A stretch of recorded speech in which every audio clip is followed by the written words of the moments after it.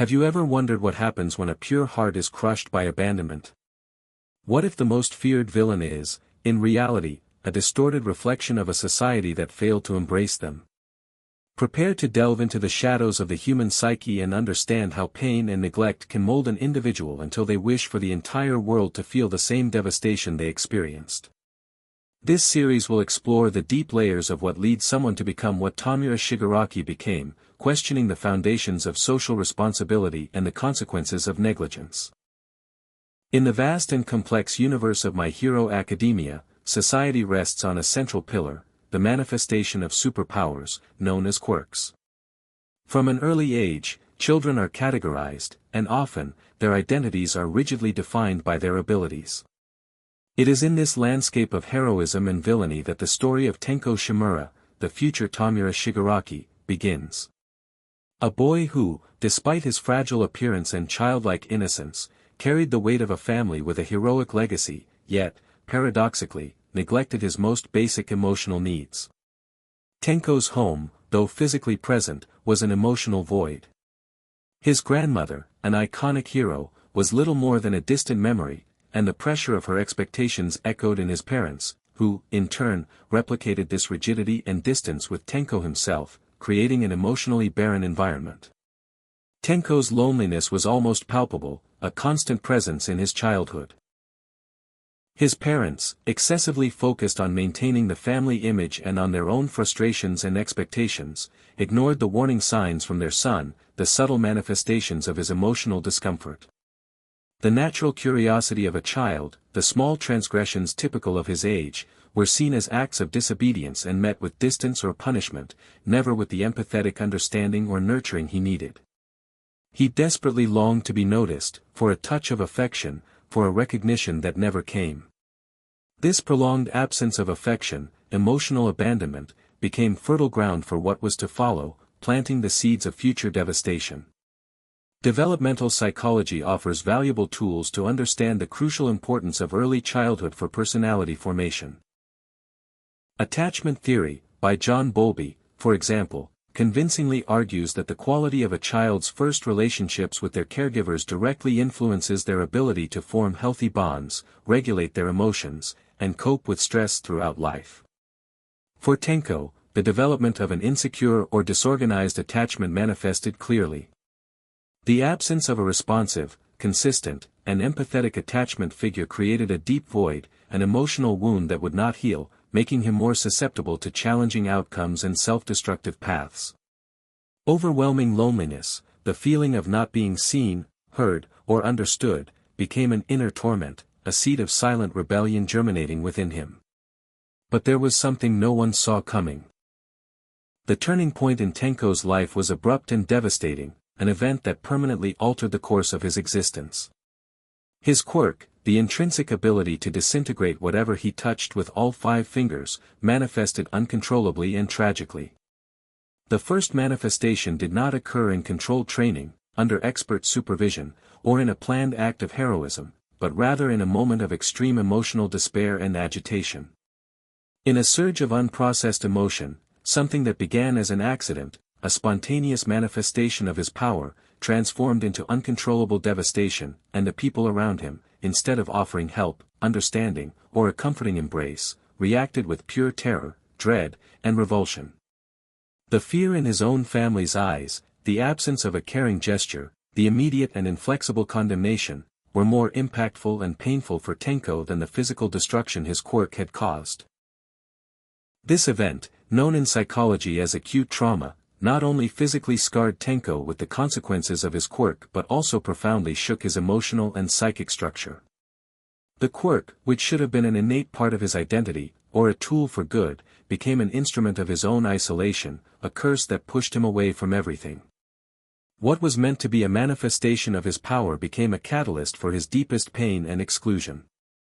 Overwhelming guilt and dread settled in his mind, and the absence of emotional support from his parents, who should have been his safe haven and source of comfort, dramatically intensified his feeling of abandonment and hopelessness. Tenko's transformation into something beyond a wounded child began at that exact moment. The imposed isolation, overwhelming incomprehension, and consuming guilt became deeply rooted in his psyche, eroding his identity. The inability to process what had happened, the lack of empathy and nurturing he received at such a critical moment, inexorably pushed him into an abyss of despair and disorientation. Modern psychology shows us, through numerous studies, that exposure to traumatic events without adequate emotional and psychological support can lead to significant disorders, such as post-traumatic stress disorder, PTSD, where the individual may re-experience the traumatic event, feel emotionally numb, or exhibit self-destructive and reactive behaviors. In Tenko's specific case, the lack of intervention and support transformed the initial trauma into a vicious cycle of rejection, rebellion, and, ultimately, a search for control through destruction. His mind, once receptive and vulnerable, began to develop harmful defense mechanisms and distorted thought patterns. With every look of revulsion, every step back from someone who should have approached, every condemning word he heard, the belief that he was an abomination, an undesirable being, solidified within him, paving the way for his eventual transformation. And it was there that everything began to crumble. Tenko's mind, already fragile from abandonment and deeply scarred by trauma, found a savior in the shadows, all for one. This manipulative and calculating figure did not offer Tenko love, healing, or a path to redemption. Instead, he offered validation for his pain, a perverse purpose for his latent fury. All for One carefully nurtured the boy's resentment, meticulously channeling it into an overwhelming desire for the annihilation of the world that, in his distorted perception, had so cruelly wounded and rejected him. Little by little, Tenko Shimura began to dissolve, emotionally disintegrating, giving way to Tomura Shigaraki, a name that intrinsically evoked the idea of disintegration and suffering, a dark reflection of his new identity. Tomura's new way of thinking was a distorted, yet logically constructed, reflection of his traumatic experiences. For him, the world was intrinsically flawed, hypocritical, and therefore deserving of being reduced to dust. His words and actions revealed a complex and disturbing inner logic, that destruction was the only form of purification, the only way to free himself from the overwhelming pain that consumed him. He saw heroes as false idols, mere symbols of an order that had ignored him, society as an oppressive and illusory structure, and rules as shackles that prevented true freedom and the catharsis he so desperately sought. We can liken the evolution of Tomura's mind to a complex system that, instead of seeking balance and homeostasis, becomes a chaotic system. Chaos theory in dynamical systems suggests that small variations in initial conditions can lead to completely unpredictable and divergent long-term outcomes. In Tomura's case, the slight deviation in familial affection, the lack of support at the moment of trauma, and all for one's manipulation were the small variations that led him down a path of unprecedented anarchy and destruction. Tomura's distorted mind was not random. It was a logical, albeit perverse and dark, structure built methodically upon the solid foundations of abandonment, resentment, and rebellion. He became a master of manipulation and strategy, constantly seeking ways to destabilize the established order and to inflict maximum suffering. His calculating coldness and apparent lack of empathy were, in fact, defense mechanisms forged by intense pain, a meticulously constructed armor to protect the lost child who still existed within him, fragmented and traumatized.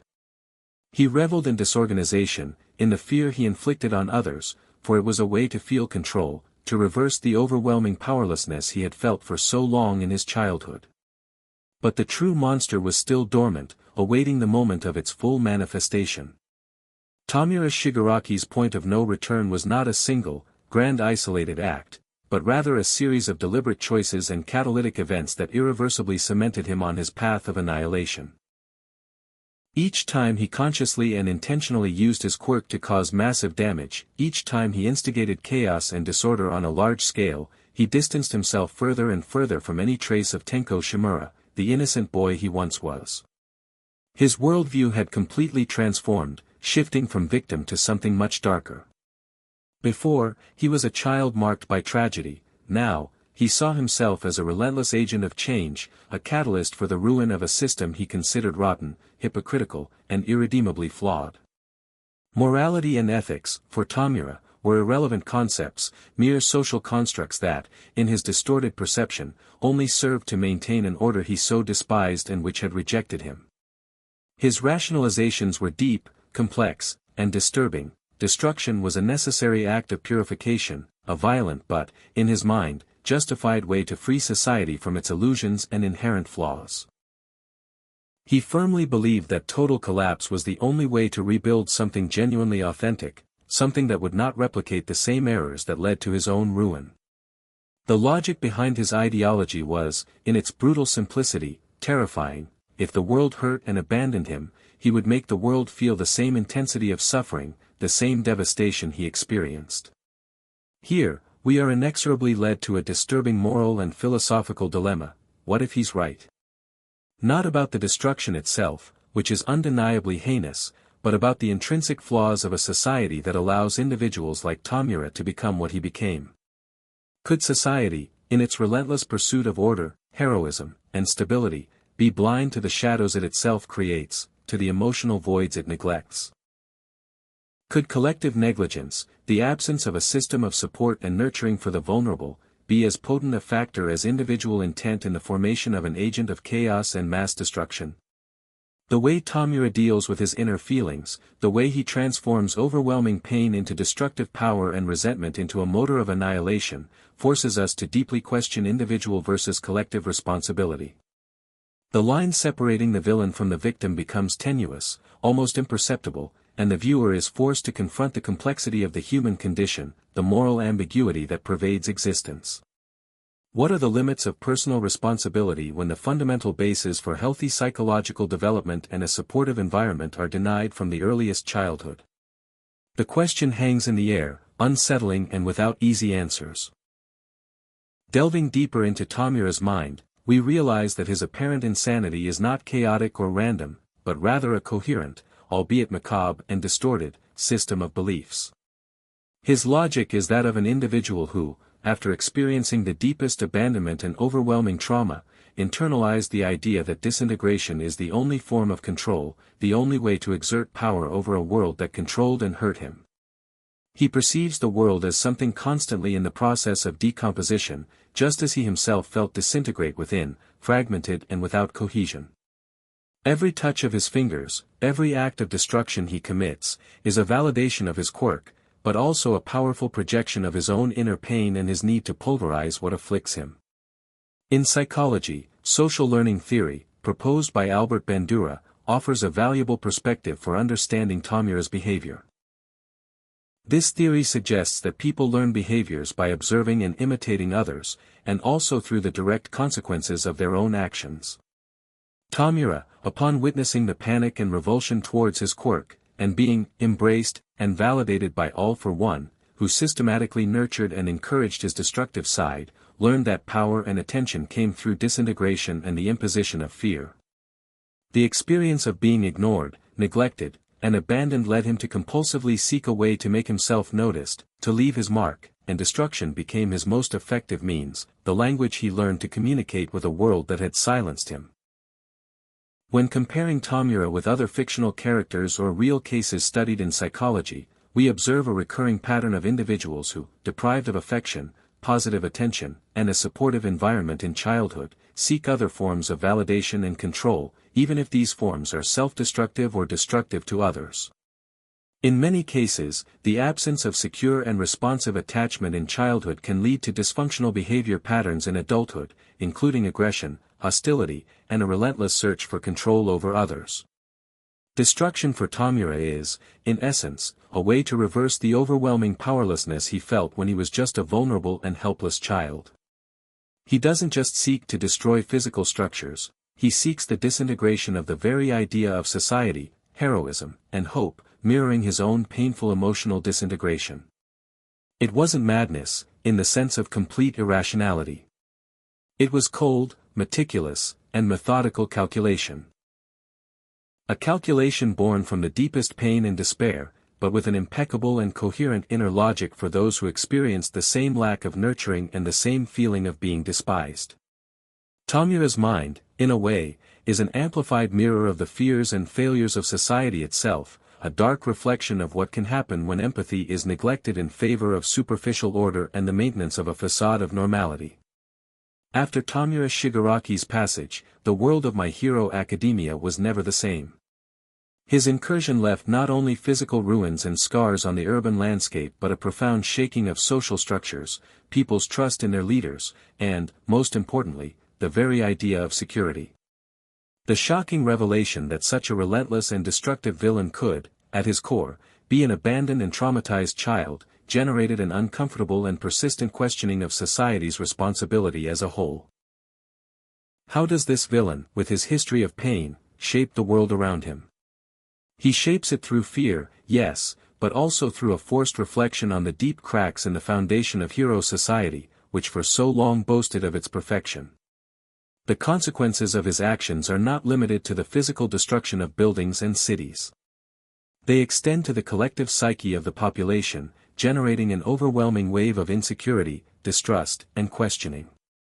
People begin to doubt the effectiveness of heroes in protecting them, the validity of the justice system, and, more importantly, what it truly means to be a hero in a world where darkness can emerge from hearts that, at their origin, were pure and innocent.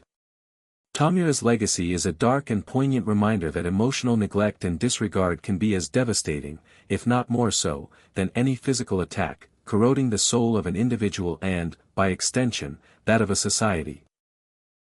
The philosophical and moral reflection that emerges from this narrative is profound and complex. Who are we to judge? This question does not, in any way, seek to justify Tomura's heinous acts. Instead, it invites us to a collective introspection about the deeper causes and systemic roots behind such acts. Could society, by focusing excessively only on the manifestation of quirks and the surface of heroism, have neglected the emotional and psychological development of its citizens, especially the most vulnerable and those showing signs of suffering? Could the very structure that values power above care, strength above empathy, be the root of such dark and catastrophic developments? Tomura Shigaraki's story, as it concludes, does not end with a definitive and absolute finish, but with the establishment of a new mystery or, more precisely, a new cycle of questions. His impact resonates, echoing in the minds and hearts of those who survived, and the seed of doubt is permanently planted. The vulnerability of the system is brutally revealed, and the question hangs in the air, unsettling and without easy answers, but perhaps, he wasn't the last. What happens when another child is abandoned, neglected, and traumatized, without the necessary support and emotional backing? Who will be the next to channel their deepest pain into a wave of disintegration, bringing chaos and destruction to a world that failed to embrace them? The cycle of suffering can repeat indefinitely, and the responsibility to break it ultimately falls on society as a whole. Tomura Shigaraki's journey forces us to confront an uncomfortable and painful truth. Massive destruction can be born from the deepest abandonment, and the despair of an uncherished child can manifest into an overwhelming and unstoppable force. His story is a dark lament, a poignant reminder that true darkness does not always reside in an inherently wicked heart, but rather in one that has been crushed, neglected, and ultimately distorted by pain. What are we, then, when hope disintegrates under the weight of scorn and collective indifference? This is a question that My Hero Academia society, and perhaps our own, must continue to ask.